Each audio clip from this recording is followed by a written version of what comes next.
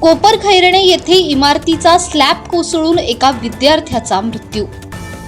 नवी मुंबईतील कोपरखैरणे परिसरात सायंकाळी 5च्या सुमारास विद्याभवन या 4 मजली इमारतीच्या पहिल्या मजल्यावरील स्लॅब तळमजल्यावर कोसळल्याने ही दुर्घटना घडली।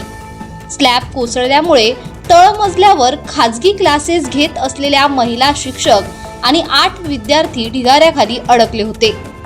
घटनेनंतर तात्काळ बचाव कार्य हाती घेण्यात आले। या दुर्घटनेत एका विद्यार्थ्याचा मृत्यू झाल्याची माहिती समोर आली असून 5 जण जखमी असल्याची प्राथमिक माहिती आहे।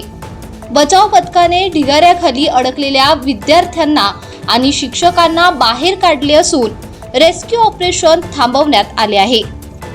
जो विद्याभवन कोऑपरेटिव्ह हाऊसिंग सोसायटी आहे कोपरखैरणे इथे G+3 इमारत आहे आणि त्या इमारतीमध्ये बघितलं तर 31 फ्लॅट्स आहेत आणि ग्राउंड फ्लोअरला एका श्रीमती श्यामली चौधरी ह्या ट्युशन घेत होत्या। त्यांच्याबरोबर 12 विद्यार्थी ट्युशनसाठी होते आणि त्या ग्राउंड फ्लोअरचा जो खालचा फ्लोअर आहे त्याच्या वरचा फ्लोअरचा पूर्णच जो काही मला आता जो मी फोटो बघितले तर त्याच्यातून पूर्णच स्लॅब जो आहे तो पूर्ण खाली मुलांच्या तिथे अंगावर पडल्याचं आहे आणि एक जो मुलगा आहे तो एक मुलगा थोडा गंभीर जखमी आहे। अजून मला आज वाशी हॉस्पिटलला त्याला दाखल केलं आहे। शिक्षिकाही वाशी हॉस्पिटलला आहेत, मी आता तिकडेच जाणार आहे।